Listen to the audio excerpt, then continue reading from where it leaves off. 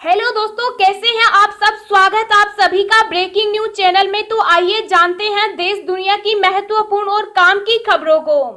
पर वीडियो में आगे बढ़ने से पहले इस वीडियो को एक छोटा सा प्यार भरा लाइक जरूर से कर दीजिए।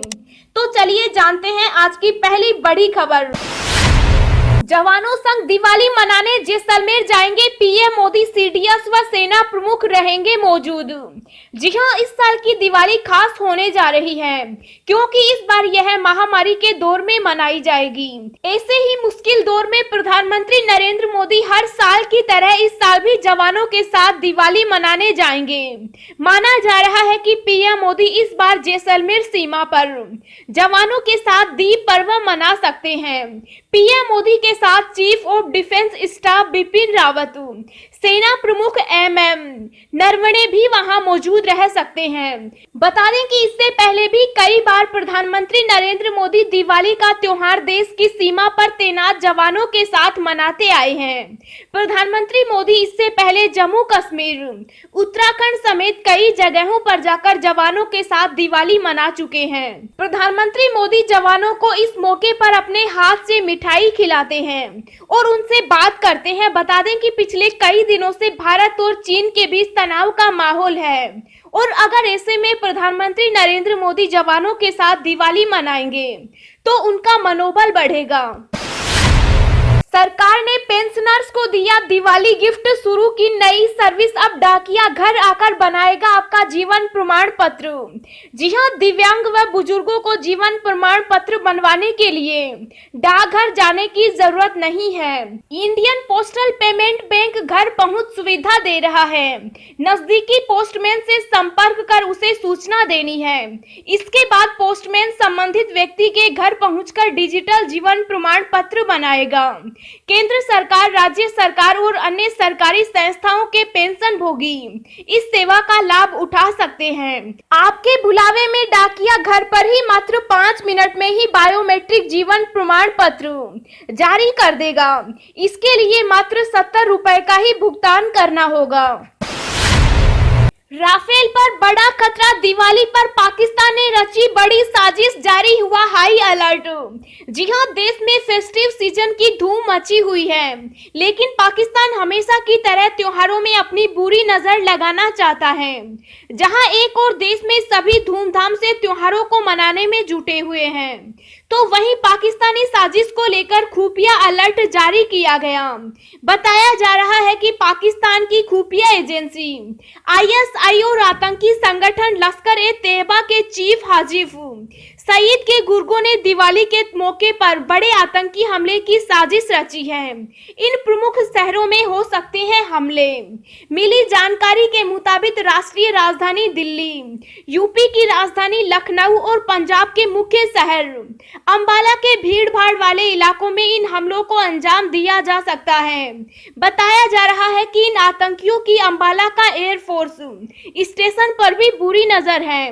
बता दें कि इसी एयरफोर्स स्टेशन पर राफेल लड़ाकू विमान खड़े हैं। अब आतंकी इस स्टेशन को अपना निशाना बनाना चाहते हैं। दोस्तों, अगली खबर जानने से पहले आपसे एक रिक्वेस्ट है कि इस वीडियो को बनाने में मुझे बहुत ज्यादा मेहनत लगती है, तो इस मेहनत के लिए वीडियो को एक छोटा सा लाइक जरूर करें। महामारी की दूसरी लहर हो जाए सावधान, इस बार खतरा दोगुना, सर्कुलर जारी। जी हां, कोरोना से पूरी दुनिया पिछले कई महीनों से लड़ रही है। इस बीच महाराष्ट्र में अगले साल जनवरी फरवरी में कोरोना वायरस की दूसरी लहर आने की आशंका जताई गई। यह देखते हुए महाराष्ट्र सरकार ने अधिकारियों से कहा है कि जांच में किसी प्रकार की कोताही न बरती जाए। राज्य सरकार के स्वास्थ्य सेवा निदेशालय से 11 नवंबर को जारी एक सर्कुलर में कहा गया कि अगले साल जनवरी फरवरी में महामारी की दूसरी लहर आने की आशंका है।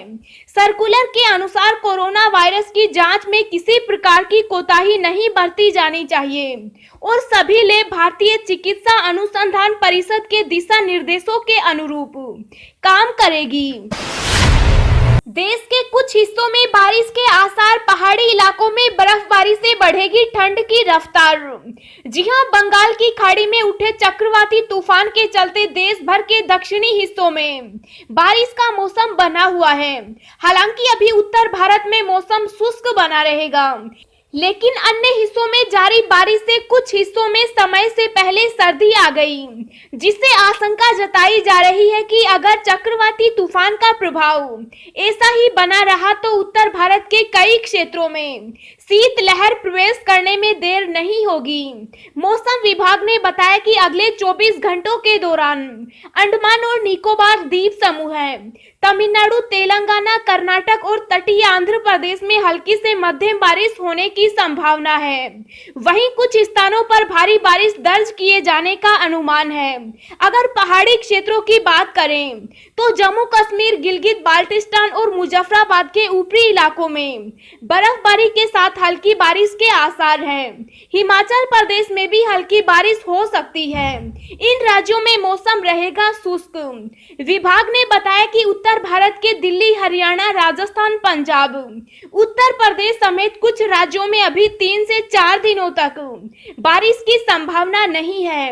हालांकि अन्य राज्यों में बारिश और पहाड़ी क्षेत्रों में बर्फबारी से यहां के तापमान में गिरावट देखने को मिलेगी, जिससे सुबह धूप तो निकलेगी, लेकिन रात में लोगों को बढ़ती ठंड महसूस होगी।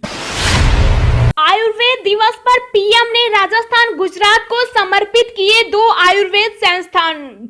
जी हां, कल 13 नवंबर को आयुर्वेद दिवस था। इस खास मौके पर प्रधानमंत्री नरेंद्र मोदी ने गुजरात और राजस्थान में 2 आयुर्वेद संस्थानों का उद्घाटन किया।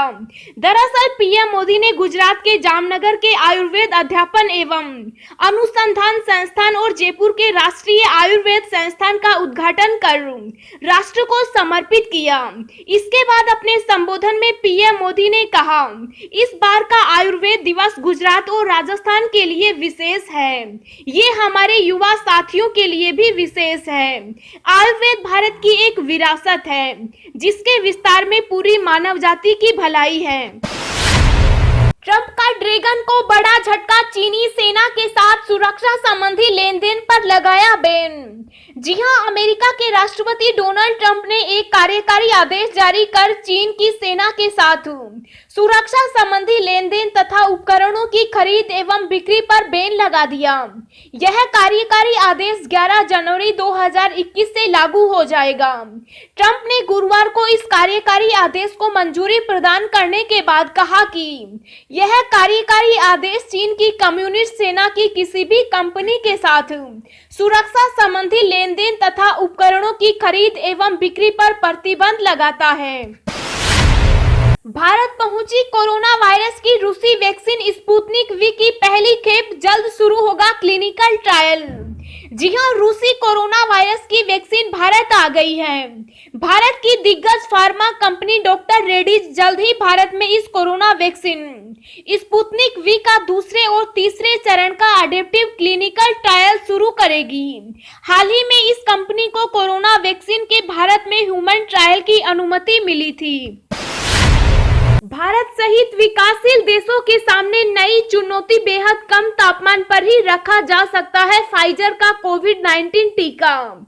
जी हां, एम्स के निदेशक डॉक्टर रणदीप गुलेरिया ने बताया कि दवा कंपनी फाइजर द्वारा विकसित संभावित कोविड-19 टीके को सुरक्षित रखने के लिए 0 से 70 डिग्री सेल्सियस कम तापमान की आवश्यकता है और यह भारत जैसे विकासशील देशों, खास तौर से कस्बों और ग्रामीण इलाकों में टीके की आपूर्ति के लिए बड़ी चुनौती है।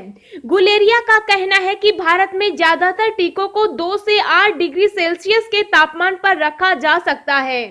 देश के ज्यादातर हिस्सों में कोल्ड चेन में सबसे कम 0 से 25 डिग्री सेल्सियस नीचे तक के तापमान में टीके रखे जा सकते हैं।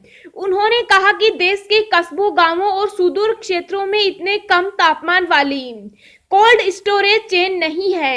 ऐसे में टीके को वहां तक पहुंचाना बड़ी चुनौती होगा। गुलेरिया ने हालांकि यह भी कहा कि टीके के तीसरे चरण के परीक्षण के बाद यह टीका कोरोना वायरस संक्रमण से 90% तक बचाव करने में सक्षम है और यह उत्साहित करने वाली सूचना है। गुलेरिया ने कहा, फाइजर द्वारा विकसित कोरोना वायरस रोधी टीके के भंडारण के लिए अत्यंत कम तापमान 0 से 70 डिग्री सेल्सियस नीचे की जरूरत है और यह भारत जैसे विकासशील देशों में टीके की आपूर्ति के लिए बड़ी चुनौती है। उन्होंने कहा, टीके का इतने कम तापमान पर भंडारण और छोटे शहरों तथा कस्बों में इस कोल्ड चेन को बनाए रखना बहुत मुश्किल काम होने वाला है।